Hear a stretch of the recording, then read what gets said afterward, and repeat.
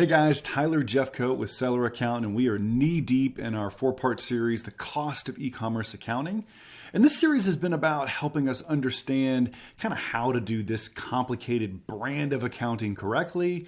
Our last session was about what drives the cost if you were going to hire someone to do it for you, whether it was an outsourced firm like Seller Accountant or whether you're going to try to hire your own employee to do it for you. And now in this particular session, what I want to talk to you about is how should you optimize your business? What are some things, okay, you're ready. Your mindset is shifting. You're ready to potentially outsource this part of your business. What are some things that you may want to think about before you pull the trigger? By the way, before I dive into the content, we do release this kind of content every single week. If you enjoy these videos, it would actually help us out if you would like them or subscribe to the channel so that we can make sure that you can see our YouTube stuff each week or on the other social media channels where we might post this. So let me dive in here. Some things that you might think about, okay, let me check these off the list. Then let's talk to a firm like Seller Accountant or maybe one of our peers in the space. The first thing I want to talk about is banking. You would be shocked at how much more time it takes my accounting team to get the bookkeeping done when we just can't get the data. You're like, what are the things that make the e-commerce accounting harder? Harder equals more expensive. One of the biggest things is just not being able to get bank feed data to connect with QuickBooks Online reliably. And one of the easiest ways to make sure that your accounting team can have access to the right data is selecting a bank partner. In other words, selecting the right bank, the bank that has really good online access.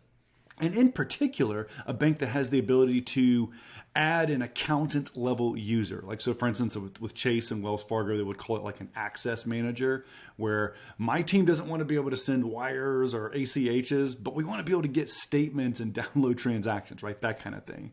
Bank of America has really good access. PNC Bank has really good access. Most of the banks are getting much, much better at this.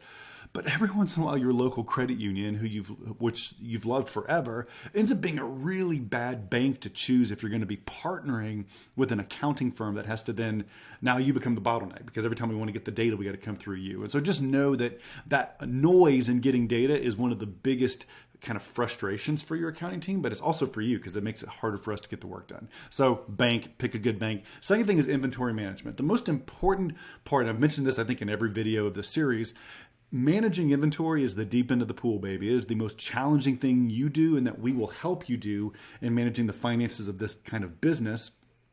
And so, believe it or not, the financial part is kind of the easier part. It's the operational parts of your inventory management, or maybe what kind of software you choose or what kind of spreadsheet you're going to set up. That makes it makes a much larger difference than what kind of journal entry you would use or that kind of thing. And so understanding how my team, Tyler, how does my team place a PO? How do we know when we owe the deposit? How do we know when we are going to receive the inventory? When do we legally own the inventory? Probably when it leaves the port in Asia. What are the lead times before I have to make the final payment? It feels very minutia. I would recommend, if you don't have a great piece of software that you trust, create a spreadsheet, and it's literally just going to have like 15 columns. PO unique name, PO date, deposit amount, total. Just kind of run it to every piece of data so that at any moment in time, you or someone on your team, maybe a VA, could answer the question, which POs are in process, which ones have we paid, which ones have we not paid. And having access to that kind of data makes the accounting work so much easier to outsource than if you don't know where your inventory is. By the way, we can help you think through some of that, but just know that's one of the big issues. The third thing I want to mention here is we're talking about pick the right bank, but you also want to separate your bank accounts. We've mentioned this on a lot of our videos, but a lot of newer sellers still do what's called commingling. So I've got my personal credit card, I run my business expenses, I'm doing Amazon PPC, but I'm also buying my groceries for my house on that same credit card. As soon as you crest about $10,000 a month in revenue, and I would argue even way before that, but at least once you become a business, that's a terrible idea. It's really difficult to tease out which elements of your financial spending are related to your business versus your personal, and it's really easy to let the numbers lie to you when you do that. And so please get two separate accounts. Doesn't matter which bank you choose. This might even be more important than which bank. Get two separate accounts. Get a personal account and a business account.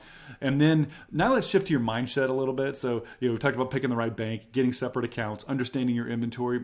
You need to be ready to delegate. Whether you're going to hire someone to come in and do this for you internally, or whether you're going to pick up a team like Seller Accountant that can become an easy button outsourced, you need to be ready to let us do our job. And what I mean by this is, I can be like this, by the way. I'll look at my QuickBooks and be like, oh, let me just go ahead and categorize these 3 things. I'm in here. Why not? What you got to understand is that actually doesn't serve the team. The team needs to learn how to do that for you. And so practice the discipline of firing off an email to Seller Accountant saying, hey, this one needs to go in this transaction bucket. This is the invoice that needs to be sent. Here's this, and let our team do it, because if you let us do it a couple of months in a row, we'll get good at it, and then you won't have to fool with it anymore. But as soon as you keep owning it, and unfortunately it's going to live on your plate forever. And then I think the communication piece of it is so critical. Be ready to communicate, garbage in, garbage out, right? The amount of data that you're able to get to your accounting team is going to be directly corollary to how good the results are. We want to be able to present beautiful financials for you every month. So be ready to be responsive, especially in the first few months while we're learning your system. We learn how to do it your way. And I think if you're ready to do that, if you're ready to make sure you have a bank that's accessible, you're ready to understand your inventory management, you want to separate your personal from business and just kind of have a mindset that says, I'm ready to delegate and offload this, you're going to have a really successful relationship with whoever you hire. Of course, Seller Accountant would love to be that solution if it makes sense. We got one more video in the series I can't wait to share with you. Have a great day.